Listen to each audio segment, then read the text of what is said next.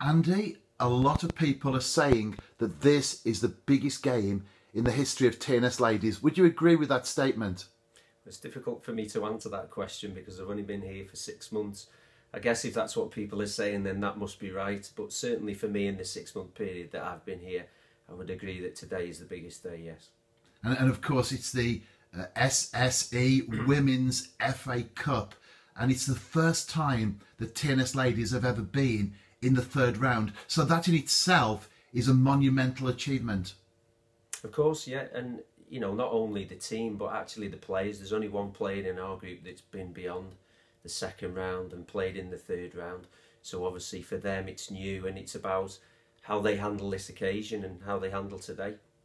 And the game itself, Andy, it's against Newcastle United Women. Now there is quite a geographical gap between where we are and Newcastle is. So how do you prepare personally for a game like this? It's not as if you can just pop along and see Newcastle Women in action a few times prior to the game.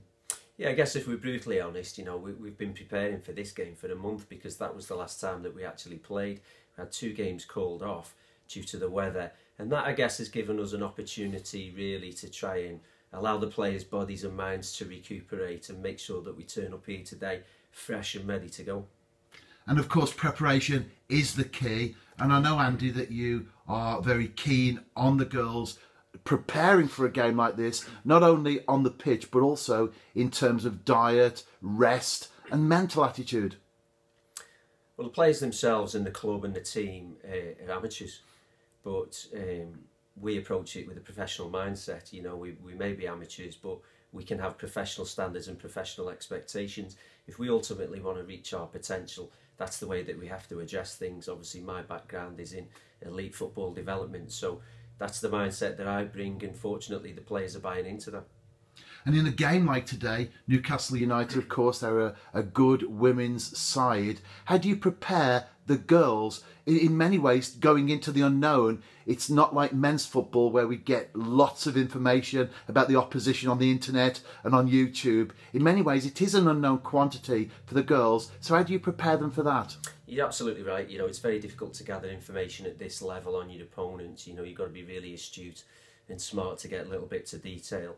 So really, I guess the emphasis is on ourselves. You know, we have to prepare well, and we have to have our game plan and then make sure that the opposition are more concerned about us and what we're doing than probably what we are and what they think about us.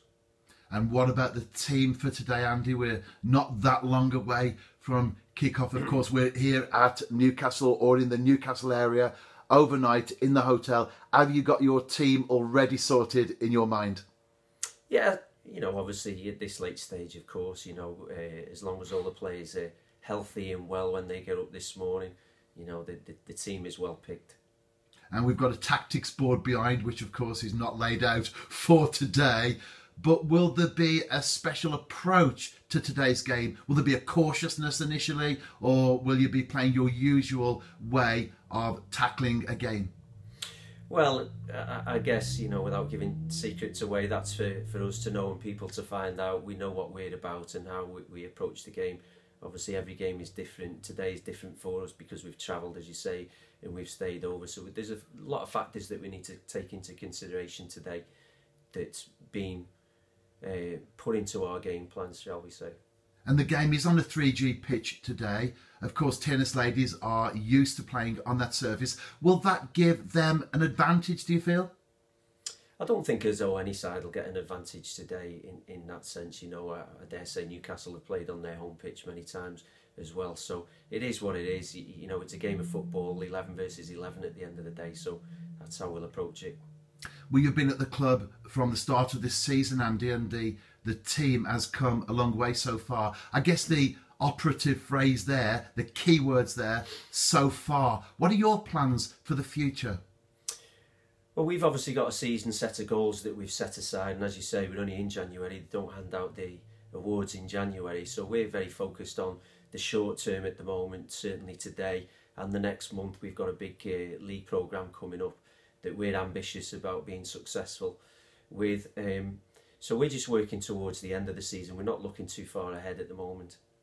Well, Andy, thank you for your time this morning, and the whole of the New Saints Football Club will be behind you and the girls this afternoon in that big game against Newcastle United Women. Thank you very much, brilliant.